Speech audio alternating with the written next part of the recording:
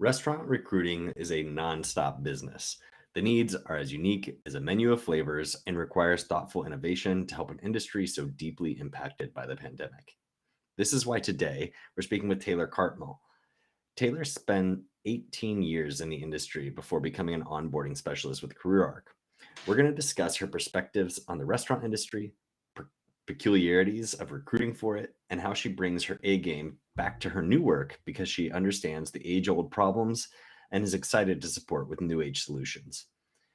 For those of you new to the show, my name is Bryant Chase. I'm director of social media for CareerArc and the host of our new series, Help Wanted, where I'll introduce you to some really special helpers. We chat about how their personal lives impact their professional lives and how all that circles back to ultimately benefit the recruiting, talent acquisition, and employer brand specialists of the world.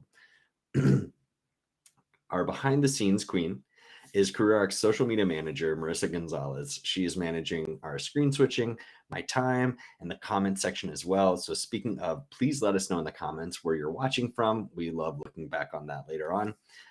Last week, we learned how a recruiter changed Arunima Chalan's life. An international student in a unique circumstance was provided an opportunity to work in a field she's passionate about and making a life for herself across the world from where she once lived.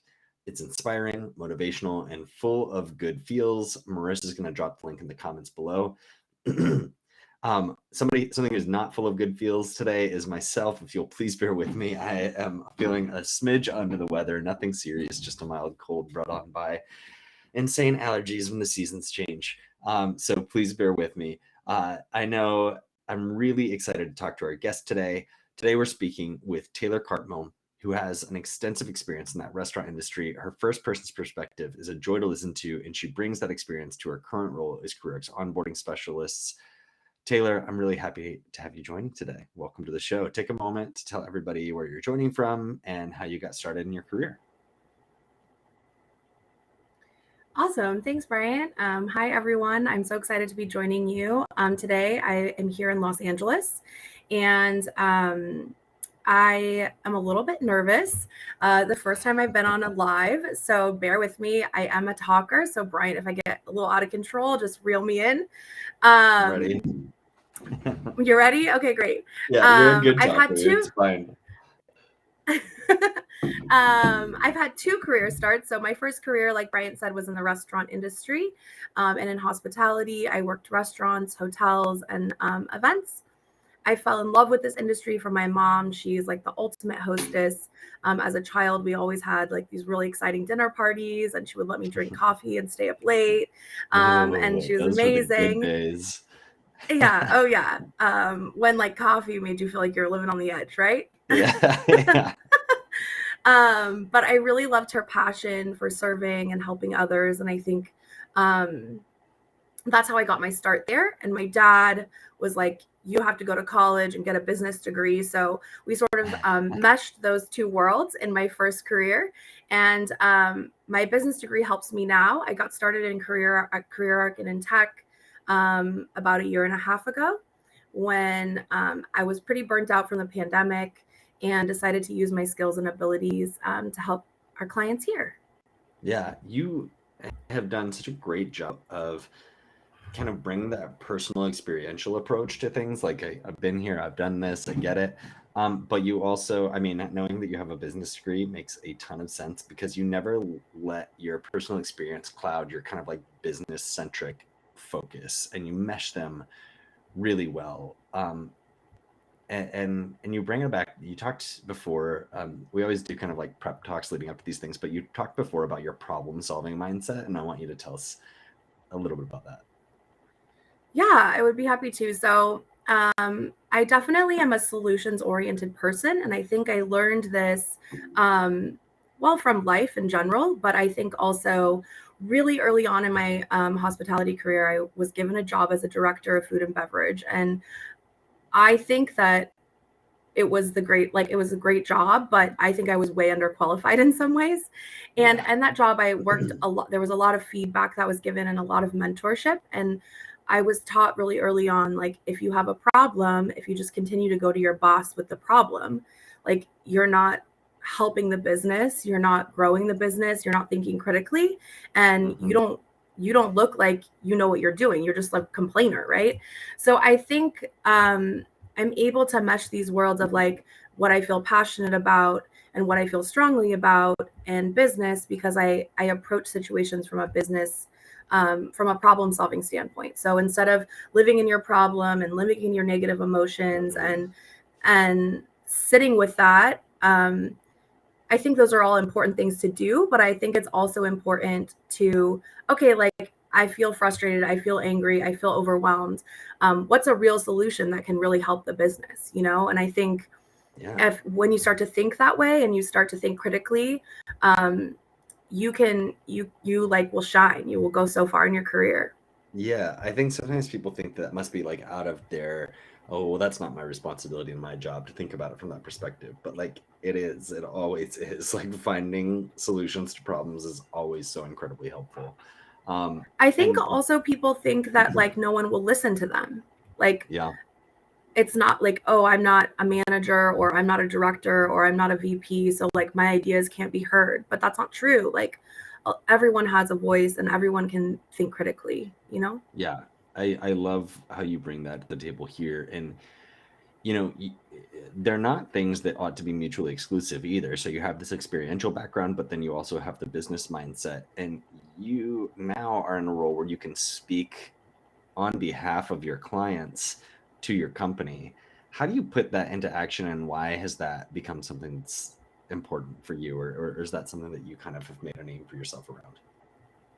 Yeah, I think that I am a deeply like empathetic person.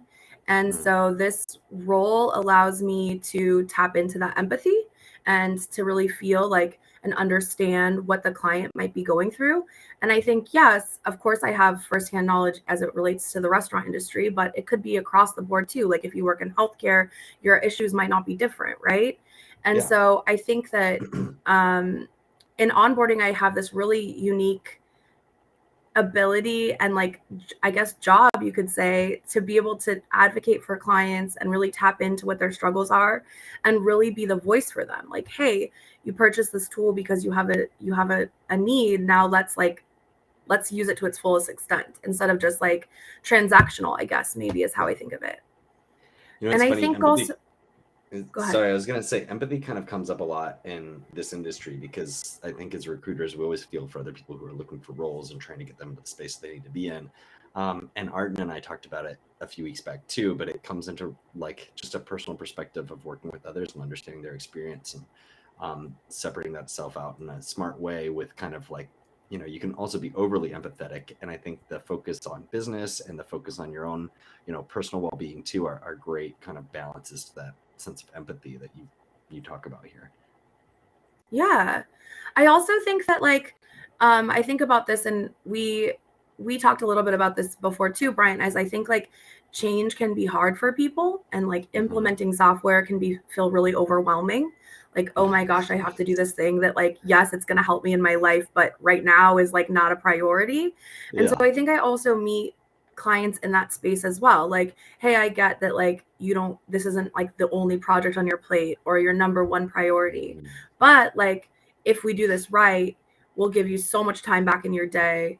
We'll help you to recruit, like tap into a wider network of people. And so I think, almost like making this like a luxury, like thinking of this as like you get to buy a Gucci bag almost. Like, oh, how great will this be in your life? I love that. I kind of feel like it is something to brag about in a lot of ways, like, ooh, check it out. But like the thing that the part of it that's interesting to me is like, what is tech like in the restaurant industry? What has tech been like historically in the restaurant industry, I guess I should say. Great question. So I think in my experience in the restaurant industry, like we are a very low tech industry. Mm, I think that technology can be expensive and restaurants operate in really low and really small margins. And so I think that historically and in my experience, like if you could do it manually, if you can do what you need to do on a Google Doc or an Excel or in tools that are already part of your day to day, like your boss would encourage you to do that instead of like thinking from a broader perspective of like, how can we spend more money on Yeah. something that like may not feel like it's going to give you a huge return. Yeah. But I think that the challenges of the business world is that, like in hospitality, is that when you keep things manual, when you don't like look to the new horizon for change or to automate parts of your job, I think you become inefficient, and other people and other industries become more efficient. And so I think it's something to think about. How can you set yourself apart? I love that because, you mentioned too that you have when you're speaking with clients and you're advocating for them, you always give them takeaways throughout the onboarding experience. So to give you guys a quick understanding of what Taylor does, actually, I'll let you do that. Taylor, tell them quickly kind of what your role is now. So you used to work in the restaurant industry, you have familiarity with recruiting there, and now what are you doing? Because you're advocating for our clients throughout that process, and you give them kind of advice and guidance throughout that process too. Yeah, so in onboarding here at CareerArc, after sales sells the tool to our clients, they come to me and I help them. We have another onboarding specialist on our team, so we both do the same thing, but they come to us and we teach them how to use the tool and how to configure their tool. And I like to say, like, we help them build the foundation for their house. So social media can be this like really overwhelming and scary thing to think about all at one time, especially when you don't speak social, like you're a recruiter and all you know is that you need your jobs out in the world and you need people to apply for them. But social media seems like how you hear about your best friend's vacation or this person you talked to in high school, their like kid that you don't care about. It doesn't seem like it's a place people are looking for jobs.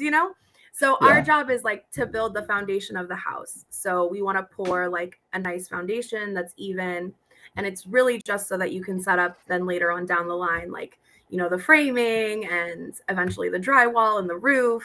And then, maybe even add decorations later on. Yeah. So that's what I like to think about. So, and what are some of the things that you share with clients, as you're getting them started? So you're helping. A thing that I love about what we do is that social media is crazy. I've worked in social media for years and years and years, big companies, small companies, everything in between, from all different industries.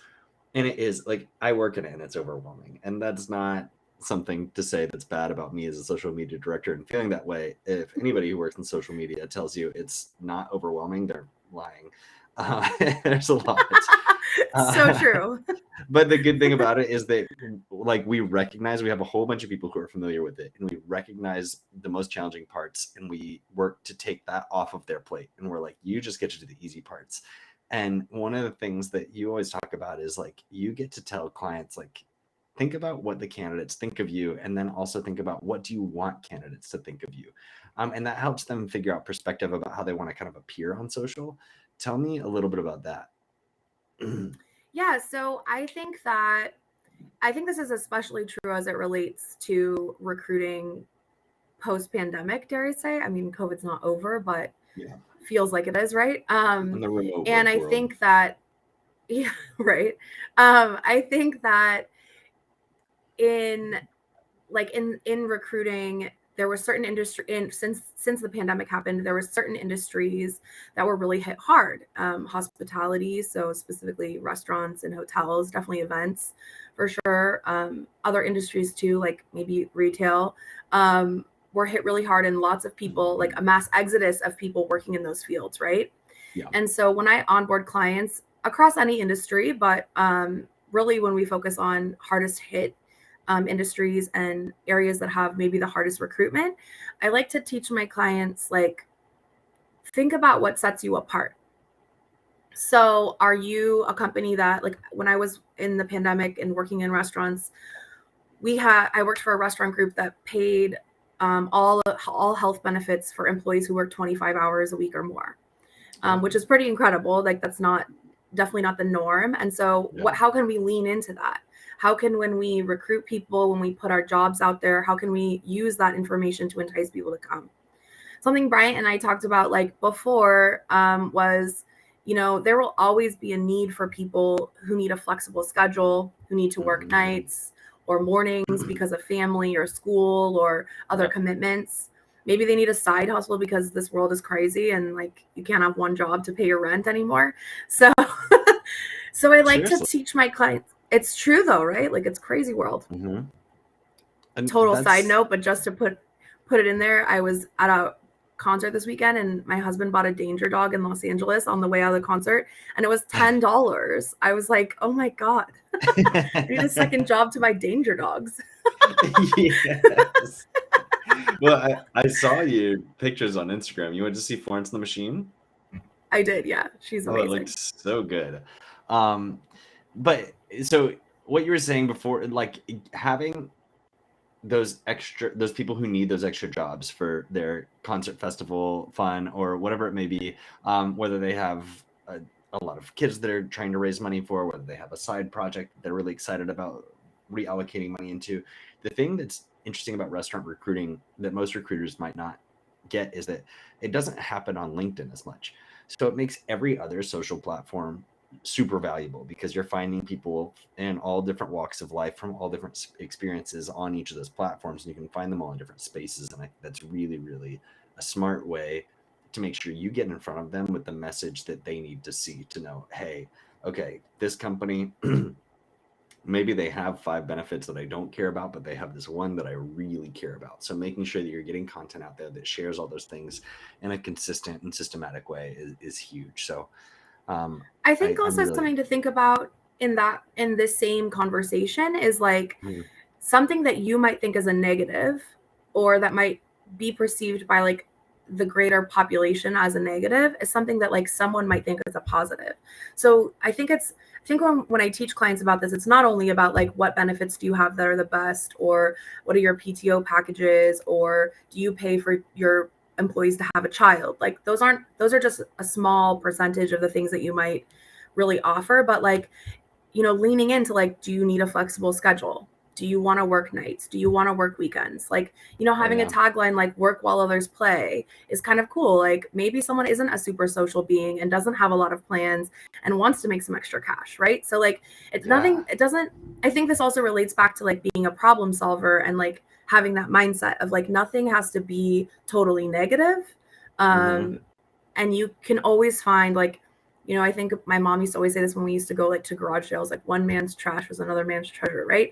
Like I think it's kind of the Yes. same in recruiting, like something that Yeah. might appeal to someone at a certain stage in their life, it might not appeal to somebody else, but that's okay. Like you're not trying to cast a net to recruit everyone. You're trying to Oh, cast a net totally. to recruit people who want to work for you.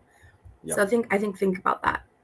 Yeah, I think about that every time I go to the Rose Bowl flea market. Like, That's the best flea there's market ever. so much good stuff here.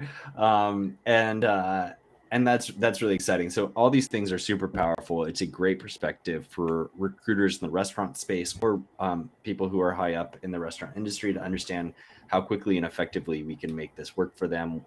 And we've been able to make this work for clients both small and big and unique, where there's complex circumstances as well. And I just love that we have this. So it is time to sign off. So I want to say a special thanks to Taylor. Thank you so much for helping us out. And thank you to Marissa, who's behind the scenes today. Marissa is going to share our LinkedIn contact information, and so that'll be up in the chat soon. If you guys have any questions, feel free to let us know. We love hearing from you, and we're thrilled to share next week's episode as well. Next week, we are talking, this is a different one. We're talking dirt bikes and discomfort with Jordan Mazon. I can promise you it is a recruiting conversation like you've never heard before. Jordan's thrill-seeking pastime is just as exciting as our conversation about the industry, and I can't wait for you to hear this fresh take on the complicated subject of recruiting in this day and age. So, Taylor, thank you again so much for joining us and sharing us your insights about the restaurant industry and recruiting within it.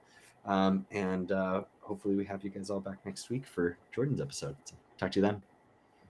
Awesome. Thanks.